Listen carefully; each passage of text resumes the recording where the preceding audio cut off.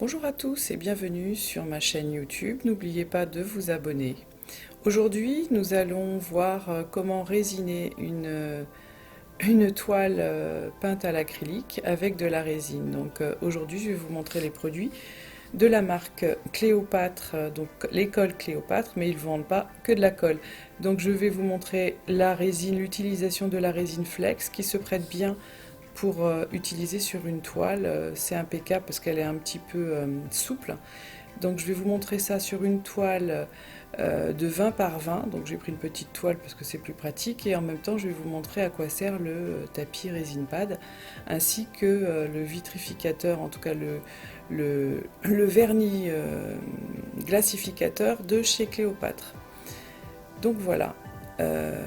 Bien sûr, il vous faut une toile que vous avez peinte ou non. Vous pouvez faire du collage de serviettes, ce que vous voulez après sur la toile. Vous allez préparer le matériel dont vous avez besoin. Donc là, je vais vous montrer comment mettre les petites équerres ou je sais pas pour tendre la toile. Je ne sais plus comment ça s'appelle. J'ai un trou, donc vous allez trouver ça, j'en suis sûre. Donc voilà, vous tapez des petits coups de chaque côté et vous vérifiez que la toile est bien tendue parce que pour étaler de la résine, je vous le conseille parce que sinon votre résine va se mettre au centre et donc vous aurez plus au centre que sur les côtés et vous aurez une démarcation. Donc effectivement, c'est pas très joli. Moi, j'aimerais bien recouvrir la toile. Vous verrez, je vais vous montrer que je vais essayer de ne pas déborder et qu'au final, vu que le bord de la toile est arrondi, on ne peut pas ne pas déborder. Donc je suis obligée d'aller sur les côtés. Vous verrez comment je rattrape le coup. Mais j'ai fait exprès de filmer jusqu'au bout pour que vous voyez que moi aussi je peux faire des bêtises et j'essaye toujours de trouver une solution après pour rattraper les choses. Donc vous voyez là, j'utilise la résine glace flex donc de chez Cléopâtre. C'est une résine époxy flexible de glaçage et franchement pour une toile, vu que c'est souple, c'est impeccable. Donc je vous montre le packaging. Vous avez les petites mesurettes doseur. Bon, moi je préfère toujours la balance de précision. Il y en a des pas chers sur AliExpress ou sur eBay ou sur Amazon, donc franchement pourquoi s'en priver. Les mesurettes c'est bien, mais vous pouvez faire toujours que la même quantité, donc ça limite un petit peu vos préparations. Donc vous voyez, il y a tout, il y a la notice sur la boîte, mais vous avez aussi une notice intérieure. Vous avez deux bidons, le bidon A qui est la résine, le bidon B qui est le durcisseur. Donc une résine ne sèche pas, elle durcit. Euh, la résine durcit grâce à la catalyse du produit A avec le produit B.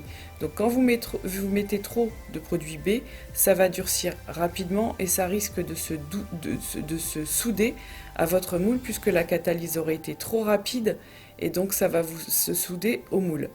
Ensuite, si vous en mettez pas assez de durcisseur, donc le produit B, votre résine risque de ne pas prendre à certains endroits ou pas prendre du tout partout. Voilà. Donc le mélange aussi est important. Vous verrez que je prends bien entre 2 et 3 minutes minimum pour bien mélanger parce que là aussi, si vous mélangez pas bien, quand vous allez étaler, il y a des parties qui n'auront pas durci. Donc je vous montre la préparation et je vous reprends tout de suite.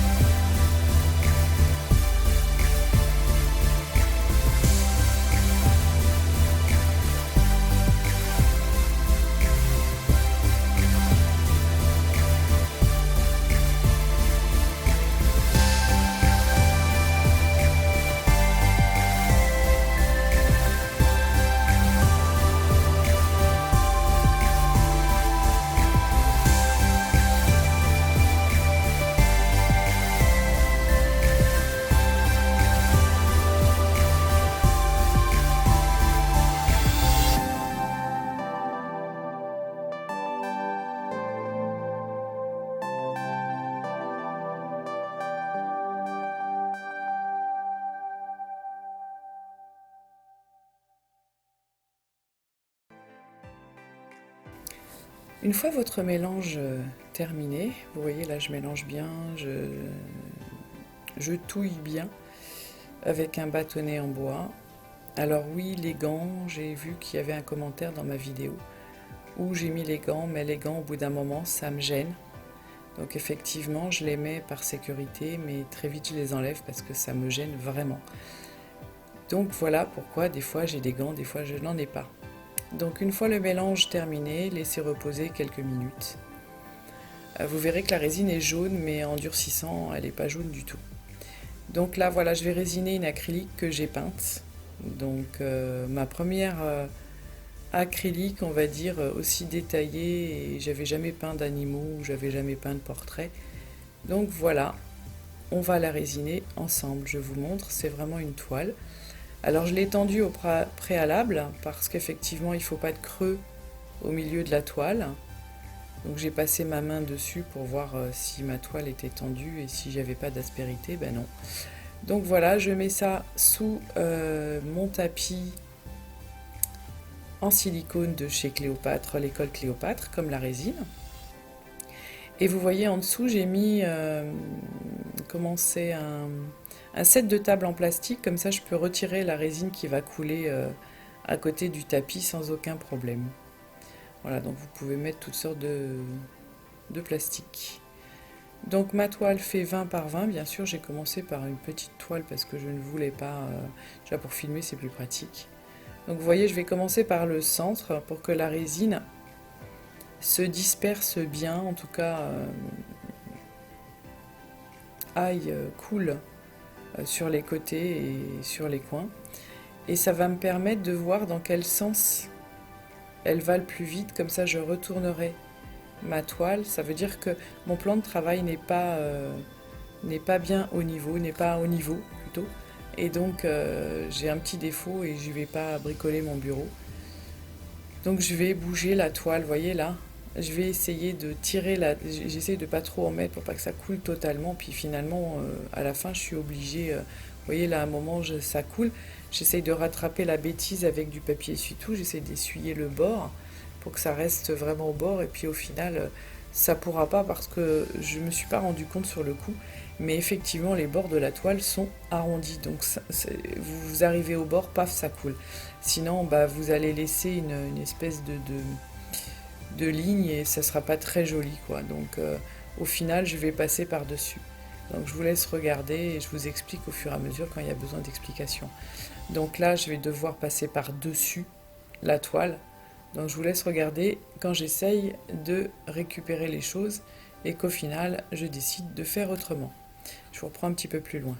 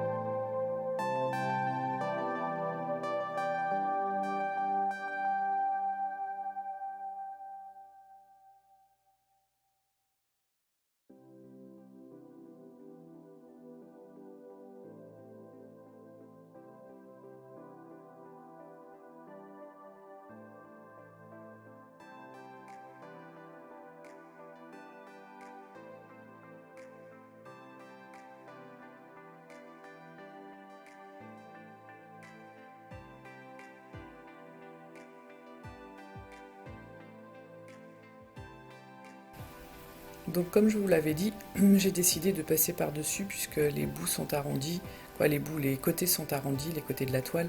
Donc effectivement, je ne peux pas les laisser vraiment sur le bord. Donc là, vous voyez, avec oui, je vais y arriver. Avec ma petite spatule ou mon petit bâtonnet en bois, je vais venir enlever l'excédent qu'il y a sur les côtés et sur le dessous de la toile.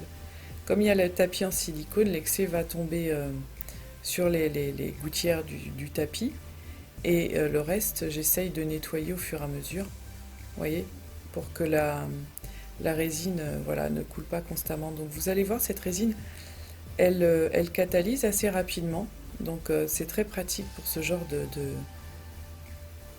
de travail, puisque un glaçage sur une toile comme ça, c'est pas toujours évident, et là ça va très vite, ça prend très très vite. Donc une fois que c'est terminé, que ma résine est bien posée, je passe le chalumeau pour enlever les bulles.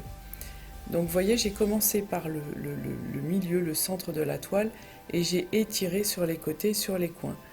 Donc c'est passé par-dessus, mais avec mon petit bâtonnet de bois, voilà, j'ai enlevé à chaque fois, toutes les demi-heures, on va dire, l'excédent qui collait par le dessous. Là, j'enlève encore mes petites bulles qui restent. J'essaye de peaufiner, vous voyez, avant que ça sèche, que ça durcisse, parce que la résine, je vous le rappelle, ne sèche pas, elle durcit.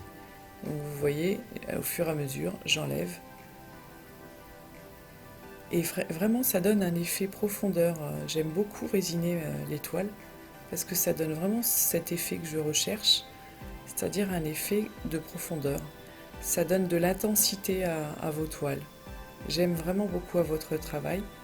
J'aime vraiment beaucoup, et je peux vous dire que le fait qu'elle soit souple, la toile, ça pose aucun problème avec cette résine qui est quand même très flex, donc très souple. J'aime beaucoup cette résine.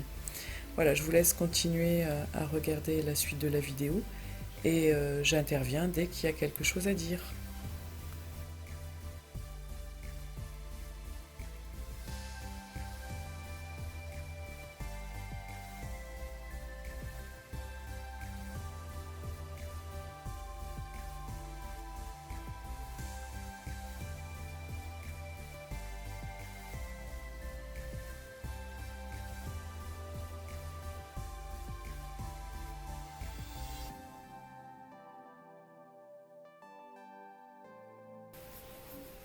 Donc toujours voilà, j'essaye de bien enlever la résine qui coule sur le côté. Je vérifie bien que mes coins ont bien été touchés par la résine, parce que sinon je vais avoir des espèces de cratères, des manques, et il faudrait que je fasse une deuxième couche. Là, vous voyez, j'essaye je prends du temps, je reviens dessus plusieurs fois, avec quelques minutes, le temps que la résine finalement se place. Je reviens pour voir si elle est bien placée. Là, je m'aperçois qu'il y a des endroits qui sont plus en hauteur par rapport au centre, et que la résine n'a pas été jusque-là. Donc je remets de la résine sur le centre pour revenir la prendre et combler les coins. Vous voyez, elle va couler, elle va glisser sur les coins tout doucement, la résine du centre. Si j'en mets au centre, ça sera toujours moins important finalement que si je mets directement sur le coin. Je ne sais pas si je me fais bien comprendre. J'en profite pour vous dire de vous abonner à ma chaîne. C'est pas un ordre, c'est si vous voulez pas louper les autres vidéos, car je vais faire d'autres vidéos sur ce sujet. Alors je sais que je suis pas régulière dans les vidéos, c'est très long, mais voilà, c'est beaucoup de travail à faire, c'est beaucoup d'énergie, d'investissement, d'idées, parce que finalement il faut les avoir, les idées créatives, et voilà, on n'en a pas toujours. Mais voilà, donc je voulais quand même vous dire merci d'être abonné à ma chaîne et de me suivre. Franchement, ça me motive et c'est très, très enrichissant parce qu'on échange. C'est très gentil de votre part parce que ça m'encourage à continuer. Alors au niveau des commentaires, pareil, j'ai pas forcément le temps toujours de répondre tout de suite, mais j'essaie de répondre tout le temps. Comme je vous ai expliqué plusieurs fois, je travaille, j'ai 3 enfants, j'ai un enfant malade. Actuellement, bah, il n'est pas en forme, donc effectivement, bah, je suis beaucoup présente pour lui et pas trop sur le loisir créatif ou sur YouTube ou sur Facebook. Donc c'est pas évident d'allier tout ça, la famille, le travail et les loisirs créatifs. Donc voilà, je m'excuse de ne pas être régulière dans mes vidéos, mais voilà, si vous ne voulez pas louper une de mes vidéos, abonnez-vous. Ça fait toujours plaisir d'avoir des abonnés. Donc voilà, on va continuer sur cette vidéo. Vous voyez, vous laissez durcir. Moi, je préfère laisser 48 heures, sincèrement, même si on me dit c'est 24. Je préfère être plus sûre et pas avoir une empreinte au dernier moment sur mon travail. Donc vous voyez, quand on retire la résine du tapis, c'est très facile. Alors pour ne pas abîmer votre tapis, je vous conseille de tordre un peu le silicone pour que la résine se décolle facilement et pas arracher. Sinon vous allez retirer vos picots. Donc vous voyez, c'est quand même très très simple d'utilisation ce tapis et franchement, je ne m'en passe plus parce que pour nettoyer la résine, c'est vraiment très très très pratique. Là vraiment, c'est très très utile. Bien sûr, il n'est pas grand, donc à la limite, si vous en avez deux, mettre côte à côte. Mais bon, après, pour mettre quelque chose de stable en dessous, c'est quand même pas pratique. Donc là, voilà ma toile résinée. Donc vous voyez, comme ça, on voit même pas qu'il y a de la résine. C'est vraiment à l'œil nu. Là, avec la caméra, ça ressort pas trop. Mais vous voyez, elle n'est pas jaunie du tout. Elle est très transparente. Elle est de très bonne qualité, regardez. Vous voyez, hop, on voit vraiment bien le reflet. Je vous montre derrière, j'ai eu ces petits picots. Bah, c'est normal, hein, parce que la résine, bah, elle reste. Elle fait une espèce de goutte. Donc vous pouvez poncer soit avec du papier 600, du papier à poncer abrasif à l'eau pour carrosserie, ou alors avec une lime à ongles de grain quand même moyen. Voilà. Vous pouvez aussi prendre du gros. Hein. Moi j'ai pris ce que j'avais, donc du gros grain, ça peut le faire aussi. Et là, je vous conseille d'avoir des muscles parce que c'est un peu long et voilà, mais ça finira vraiment joliment votre tableau, votre toile. Donc là, moi, j'utilise un pinceau pour enlever la poudre parce qu'on voit rien au bout d'un moment. Et je me suis offert, que j'ai trouvé sur AliExpress, mais vous en avez partout, hein, une petite Dremel parce que j'avais peur, une petite machine à poncer, parce que j'avais peur que ma Dremel soit trop puissante pour l'utiliser pour ma toile et j'avais peur d'attaquer la toile en dessous. Donc voilà ce que j'ai utilisé. C'est un petit outil qui est très pratique. C'est un petit outil qui est vendu normalement pour la gravure sur verre. D'ailleurs, j'en profite pour vous dire que je vais essayer de faire une vidéo sur la gravure sur résine comme a fait Muriel Pouet. Donc Mumu, elle a fait une vidéo, c'est sur la gravure sur résine, donc qui est très intéressante. Donc je pense faire une vidéo bientôt sur la gravure sur résine. Donc avec cet appareil, je vous montrerai où ma Dremel, je ne sais pas encore, je n'ai pas encore décidé. Donc voilà, j'utilise de la peinture acrylique, ce qu'il y a de plus banal après avoir poncé ma résine en surplus. Vous voyez, ma toile n'est pas abîmée. Donc je commence à peindre mon bois parce que je préfère, je trouve que ça fait plus joli, plus ma toile, voilà, sur le derrière pour que ce soit nickel et impeccable. Vous voyez, j'aime bien avoir quelque chose de fini. C'est soit je ne finis rien, soit je finis jusqu'au bout et là je veux que ce soit impeccable. Donc voilà, un petit coup de peinture acrylique. Vous laissez bien sûr sécher. La peinture sèche assez rapidement, vous pouvez prendre un sèche-cheveux pour sécher. Voilà. Mais ça va très très vite. Et ça vous finira une toile et ça sera très joli comme ça. J'ai toujours pas trouvé le terme pour les petites cales qu'on met derrière la toile, je ne me souviens plus comment ça s'appelle. Des équerres, je crois, je ne sais plus. Donc ça sert à tendre votre toile Donc laissez-les dessus, c'est plus pratique pour la personne qui va acheter votre toile de retendre la toile une fois qu'elle est détendue. Là, avec la résine, je pense que j'aurai moins ce problème. Donc là, voilà, vous avez terminé, vous voyez, c'est super joli avec la résine, j'aime beaucoup. Non seulement ça protège votre toile, mais ça donne un effet vraiment de 3D. Surtout quand on l'a en visuel, parce que à la caméra, vous n'avez pas ce rendu. Il faut vraiment être devant pour voir le rendu, j'adore. Donc, l'étape pour moi n'est pas finie. Je vais vous montrer comment, alors un petit coup de chiffon sur ma toile pour pas rayer sur mon support ma toile, je la pose sur mon chiffon et je vais, parce que la résine se raye bien sûr, je vais appliquer le glacificateur brillant de la société Cléopâtre, donc l'école Cléopâtre, et vous avez une boutique où ils vendent tous leurs produits, place des loisirs, où d'ailleurs vous avez un code promo de 10%. Je redemanderai s'il est toujours d'actualité, parce que je sais que c'était pour 2019. Donc je vais voir s'il est toujours d'actualité et je vous mettrai le lien en barre d'infos. Donc voilà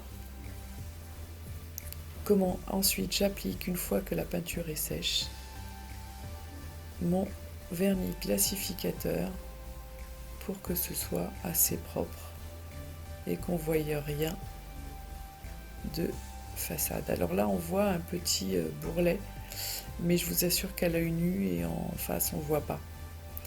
Donc vous inquiétez pas. Voilà, un petit coup de vernis, vous laissez durcir pendant une semaine et votre toile est terminée. Donc je vous laisse regarder la fin. Je vous souhaite un bon visionnement de ma vidéo. N'hésitez pas à mettre des commentaires en barre en dessous la vidéo. Vous avez à cliquer sur le plus pour dérouler et là vous pouvez mettre vos commentaires qui me font plaisir, même s'ils ne sont pas forcément positifs. Parfois ça peut m'aider pour les autres vidéos. Je suis capable d'entendre des critiques quand elles sont dites gentiment et qu'elles peuvent me servir par la suite à évoluer. Après, si c'est que par méchanceté, c'est pas la peine, je m'en fiche un petit peu. Voilà. Donc, je vous souhaite une bonne journée, une bonne soirée ou ce que vous voulez, une bonne nuit. Ça dépend à quelle heure vous regardez la vidéo. J'espère que vous reviendrez sur ma chaîne. Je vous demande encore, si vous le pouvez, de vous abonner. Cliquez sur la petite cloche sur le côté pour être averti de mes vidéos, vu que je ne suis pas régulière. Un petit j'aime fait toujours plaisir. Après, si vous n'avez pas aimé, un petit j'aime pas, tant pis. Voilà, j'espère que cette vidéo vous aura plu. N'oubliez pas, j'ai réalisé 2 livres numériques au format PDF accompagnés de vidéos, donc un support numérique, donc avec une formation complète sur la résine. Donc vous avez dans le 2e livre le projet écaille de tortue, donc un projet réalisé totalement en résine. Donc une nouvelle technique qu'on a vue encore nulle part, en tout cas fabriquée en résine, voilà, réalisée avec que de la résine. Donc vous avez différentes techniques, ces livres ont été réalisés donc avec moi et Rosane Martel, qui a une chaîne YouTube aussi. Je vous mettrai les liens en barre d'infos. Donc n'hésitez pas à vous abonner et à sa chaîne et à la mienne. Ça nous fait toujours plaisir. Nous avons aussi un mur Facebook, un groupe Facebook, une boutique avec différents tutos sur la résine ou sur la pâte polymère. Donc n'hésitez pas à nous contacter, à revenir nous voir sur nos chaînes. Je vous dis à bientôt et je vous souhaite une bonne continuation pour tous vos projets. Au revoir.